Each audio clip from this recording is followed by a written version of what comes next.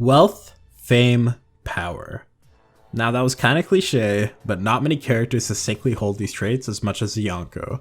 Being what is clearly the most powerful characters in all of One Piece, the Yonko have consistently been revered by anyone that utters their names. In this video, I plan on ranking these immensely esteemed characters from weakest to strongest. To be clear, this is a list ranking every single Yonko we've ever seen, not just the current ones revealed in the last chapter. This is admittedly the hardest list I've ever had to make, as the opinion of these characters can vary greatly depending on who you ask. I stand by my list, but I appreciate and respect the hell out of the list you guys have as well, so send them in the comments. Additionally, this list contains spoilers up to the current One Piece chapter, so spoiler warning ahead. As a side note, holy shit y'all, the feedback I've been getting for the past couple of videos has been absolutely insane, and I just really appreciate it. Hopefully if I continue making videos, we can just grow and be able to make an absolutely amazing and positive One Piece community. With that, if you liked the video, be sure to hit the like button, and if you want to watch more, the sub button as well. At the time of this recording, we're super close to 100 subscribers, which will probably hit by the time this is uploaded, so your subs are much appreciated. And with that, let's get to it. I think I could speak for everyone when I say, what the fuck is Buggy doing as a Yonko? It's definitely a funny meme, but man, Oda better have a good explanation for why this joke character has become one of the most prestigious characters in all of One Piece. Power-wise, there isn't much to say about Buggy, as it's fucking Buggy, but he was the weakest in my Warlord video, and he's the weakest here for the exact same reasons. He has the weakest Devil Fruit here, as well as no Haki from what we know of. One interesting thing about Buggy is he does have a decently powerful crew filled with escapees from Impel Down, but still, I don't know if that's enough for Buggy to become one of the 4 Yonko, especially when characters like Mihawk, Law, and Kid exist. I'm pretty damn interested in seeing the route Oda goes with this character and the explanation he has for Buggy being a Yonko in the upcoming chapters, but yeah, the bottom of this list was obviously always going to be Buggy's position. Alright, we're already getting controversial here, but at number 6 goes to Blackbeard or Marshall D. Teach. Now Teach, like all the Yonko above him, is an absolute monster, holding 2 of the most powerful Devil Fruits in the entire series, the Gura Gura and the Yami Yami. I do hold the belief that Teach will be one of Luffy's final bosses, requiring that he is more powerful than characters such as Kaido and Big Mom. However, there are a couple of reasons I still believe Teach isn't at that level of those characters, as well as the other Yonko. He doesn't have a huge amount to show as compared to characters such as Big Mom and Kaido, and is more inexperienced in them as well. He's the only Yonko member besides Buggy to not knowingly have Conqueror's Haki, however he almost certainly does. Before getting the Gura Gura, his entire crew at the current time was getting defeated by Magellan, and although he is immensely more powerful now, it's still worth noting that it's still a pretty bad feat because the Yami Yami is a powerful fruit in its own right. Furthermore, I'm never going to value most of these characters' Devil Fruits over the other, as every character on this list besides Buggy and Shanks are some of the most broken Devil Fruits in the entire series. He does have some pretty crazy feats however, one being his insane durability. While I don't think it's better than characters such as Kaido, he does tank an immense amount of damage from Whitebeard's much more experienced Gura Gura attack. He's also a surprisingly intelligent and tactical character, as he's able to integrate himself into Whitebeard's crew, patiently waiting for the opportunity to obtain the Yami Yami Nomi. He also got himself a Warlord position in order to gain access to Impel Down, allowing him to recruit the most powerful of its level 6 prisoners, as well as head jailer Shiryu of the Rain. Side note, super badass fucking name, Shiryu of the Rain. Whew, whew. Badass as fuck. However, even after all this, with the power of the Gura Gura, Blackbeard refused to fight Shanks' crew, making me seemingly believe that he hasn't reached that level as of yet. It's possible he has reached Shanks' level in the past few years, however in my opinion, in order for him to be at the level of characters like Luffy and Shanks, I believe Blackbeard will get another buff of some sort. While this is headcanon, I just can't imagine current Blackbeard being stronger than characters such as Kaido, so for now, I'm fine putting him at number 6. Number 5 is to who I think is easily the most underrated Yonko, and that's Charlotte Linlin or Big Mom. Now Big Mom is absolutely insane, being one of the most experienced Yonko, as well as a powerhouse of the Rocks pirates. She was born a monster capable of shattering bones of large giants at just the age of 5, and at 6 already had a bounty of 50 million belly. The main reason I have her above Blackbeard is the fact that she is consistently presented as Kaido's equal for the majority of Wano. They are both presented as these absolute hell-causing monsters who seem impossible to defeat while teaming up. There seems to be this idea that Kaido is just leagues above her, however I find this to be anything but the case, as Big Mom and Kaido battled each other for 2 days without being injured. Now from what we know, Kaido wasn't using his Devil Fruit, but to be fair, the two were most likely fighting with their advanced Conqueror's Haki, so we know this was still easily a Yonko tier level fight. Even when Kaido threatened Big Mom saying he would kill her if she stepped foot on his territory, Big Mom still comfortably came there. She's definitely an absolute monster, however there are a couple of reasons why she's at the bottom. While I'm not a huge fan of power scaling based on bounties, the fact that Big Mom is a significant member of Rox's crew, currently has a lower bounty than Kaido, a man who was only apprentice at the time of Rox, makes me think that many people in the world believe the more experienced Big Mom is still inferior to characters like Kaido. Kaido himself doesn't list her or Blackbeard as characters possessing the strength to stand against him. To be fair, however, I don't think this is entirely fair, as Oden and Luffy both weren't probably as strong as Big Mom and Blackbeard at that time, so it isn't a complete anti-feat. What I will say, I don't think her losing to Law and Kid was the biggest anti-feat in the world, as I think of it more as a compliment to Law and Kid's insane strength rather than an indictment of her own. All in all, Big Mom is an absolute monster who could definitely hold her own in a fight against any of the other Yonko here. However, I still feel comfortable putting her at number 5 for the time being. Alright boys and girls, we're getting controversial again, but number 4 goes to the world's strongest creature, Kaido of the Beast. Now Kaido is obviously absolutely insane. There is a multitude of things I could say about Kaido that everyone already knows about, having been caught and tortured 18 times, attempted to have been executed 40 times, jumping off a 10,000 meter sky island and surviving with only a slight headache. He's just a monster. Like, there's so many good things to say about him. He's just a monster.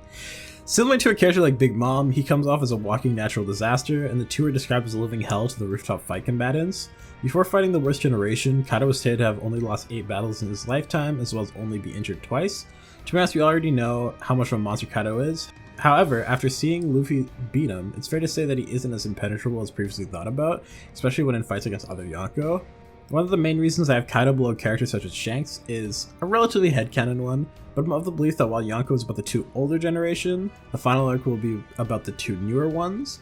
And considering how much more powerful Luffy's gotten, this reminds that these two must most likely be more powerful than Big Mom and Kaido, or will be more powerful. It's hard to say.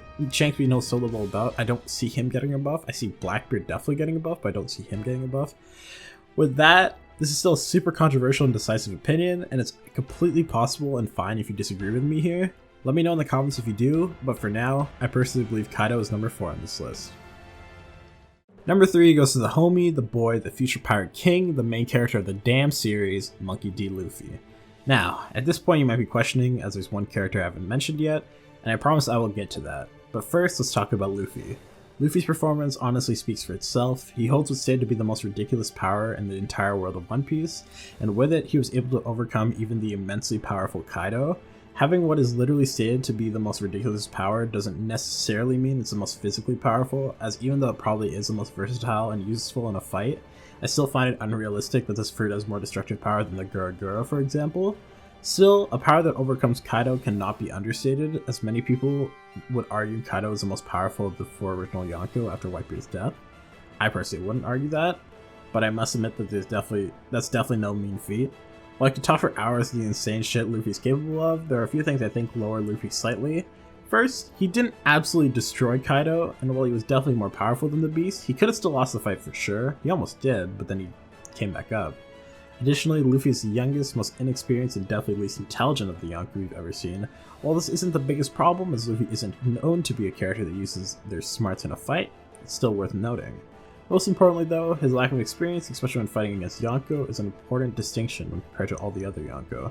Still, Luffy's obviously a monster and an absolute contender for being the most powerful on this list. However, at the current point in time, I'm gonna have Luffy in the number 3 spot. Okay, it's time to explain what is easily the most controversial position on this list, and to be honest, there might be a bit of bias here, as he's one of my favorite characters in the entire series, but number 2 goes to red-haired Shanks. I don't think many people argue that Shanks is above current Big Mom and Blackbeard, but there's a lot more contention when related to characters such as Kaido and Luffy. So a couple things. I don't think Shanks losing his arm is the worst thing in the world, as having one less arm doesn't affect how strong his haki is, and to be honest, that's probably the thing that matters the most.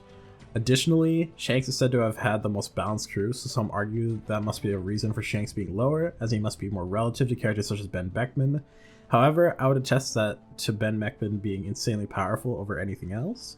Roger, for example, probably had a similarly balanced crew, as characters such as Rayleigh, Gabon, and even Oden are all monsters in their own right, so I wouldn't put that huge of an indictment on Shanks, especially when considering we hardly know the strength of Shanks' Yonko commanders.